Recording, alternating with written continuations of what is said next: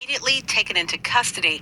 Our Margaret Carrero is at the courthouse getting interviews and covering a news conference. She'll have the live report at 6:30. And Heaps was affiliated with UCLA for nearly 35 years. More than 500 lawsuits were filed against him and the university, accusing the school of failing to protect patients after becoming aware of the misconduct. Thousands of travelers trying to get in and out of LAX were gridlocked this afternoon after a CHP pursuit that started in San Diego ended at one of the airport's key entrances. Pete Demetrio reports police, firefighters, and other specialists managed to get a man to surrender after several hours. The man armed with a knife sat on the railing of the Century Boulevard overpass at northbound Sepulveda Boulevard talking to officers as firefighters put a giant airbag 40 feet below him.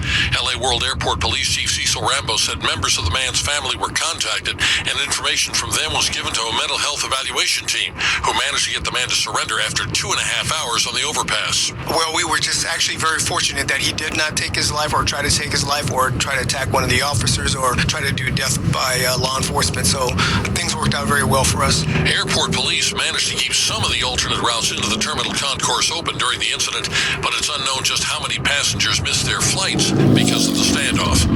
At LAX, Pete Demetrio, KNX News, 97.1 FM. There's concern about coastal erosion in Orange County. We have the details after traffic at 6:05. And time to check that Thursday evening drive at 6:05. Here's Brian Douglas. Going to start with our 110, which is extremely tough both directions. Southbound side from the 5 is going to stay heavy down to Manchester. Northbound extra heavy as well because a lot of folks getting off at Martin Luther King Jr. Boulevard. We got a big game at the Bank of California Stadium. It's LAFC and the LA Galaxy from right down the street here. It's a conference semifinal, I believe, so this is a big game, and you're going to see a lot of activity, of course, by the stadium. That includes Figueroa and MLK and Exposition Boulevard, and also that 110 freeway again. So really tough on that northbound side, tougher than you might expect. Let's have a look at your drive on the 405 into the San Fernando Valley with Scott in Southern California Toyota Dealers, Sky 5. Well, northbound's going to be tough out of Culver City for the most part through the pass into the San Fernando Valley up toward Nordoff. Expect some more slowing approaching the 5. Southbound pretty good shape until you get around Wilshire Boulevard. From that point, slow into Culver City. If you're wondering why that 210 slow westbound, it's been kind of slow all afternoon. We had a long plane problem at Allen it's cleared. It was an oil spill from a crash. Still tough from Huntington Drive, west of the Pasadena. Eastbound side, you're slowing out to Azusa. The 10's going to be extra heavy into West Covina. The 60, not much of a break, really. It's going to stay kind of tough for you, making your way over to Hacienda Heights. Orange County, you got some tough rides to contend with as well, including the 5. As always, up into Anaheim to about Ball Road and that 91 through Anaheim Hills. The main line's okay. Loads up at the scales. Going to stay slow out through the to about Green River and 241. Really tough even before you reach the tolls. Next report 6:15 from the ToyotaGlendora.com 24-hour traffic center. Brian, you know the nickname of that soccer rivalry, right? What is El it? Trafico. El Trafico. Right up your alley. That applies. That works. With weather tonight, it's going to be pretty nice for the game, and we're going to have fair skies. Clouds rolling in overnight, lows in the 50s and 60s. Then for tomorrow, 70s and 80s, still pretty nice out there. Sunday's going to feel like fall. Cloudy skies, some passing rain showers in areas, and kind of a murky day. High staying in the 60s. Some inland locations might not even make it to 60. Right now, it's 82 in Garden Grove, 83 in Ontario, and in Van Nuys right now, 86 degrees. El Trafico? Okay. El Trafico. Yeah. Okay. It's 6:07. They're calling it a crisis in Orange County, a crisis that some people say has been ignored. Now commuter trains are shut down and train tracks are dangerously close to washing away. Our Natalie Tavidian reports on what's being done.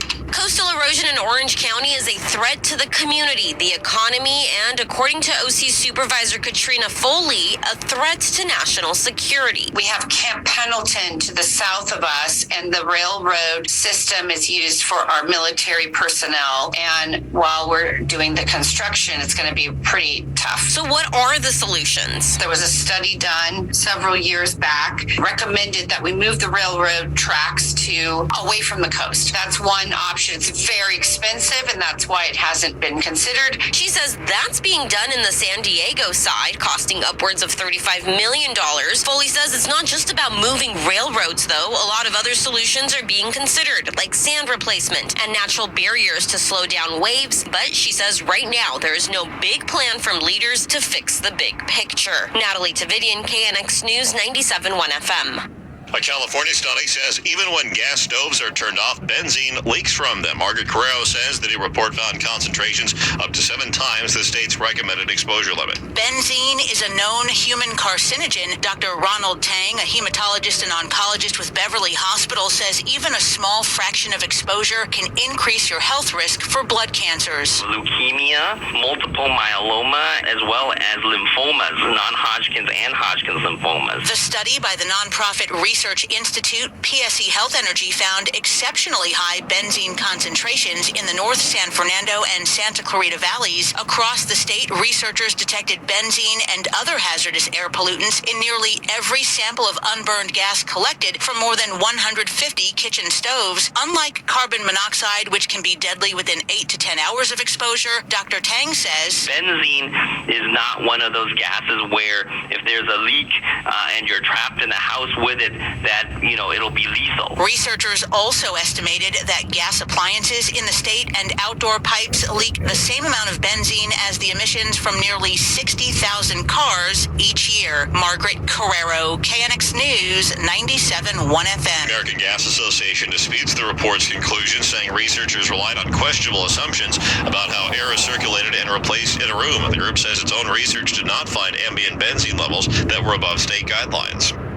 Public Health Director Dr. Barbara Ferrer says there's been a hefty decline in the number of monkeypox cases being reported across LA County.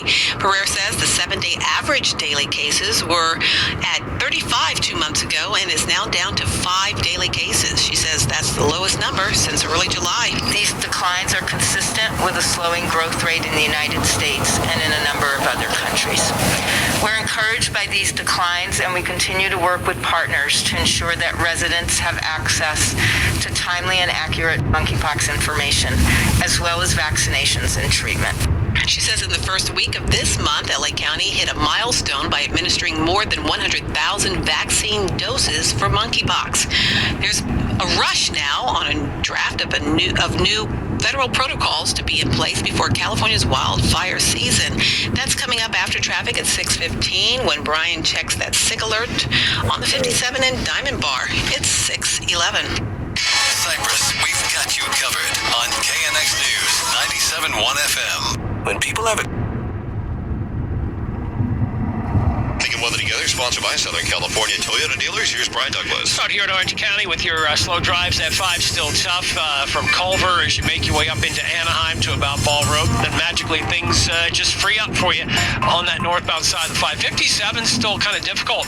You got slowing on and off both directions between the 91 and the Crush. It's really up ahead. The 57 starting at Imperial. It's going to be a little slower than usual. Been this way all afternoon.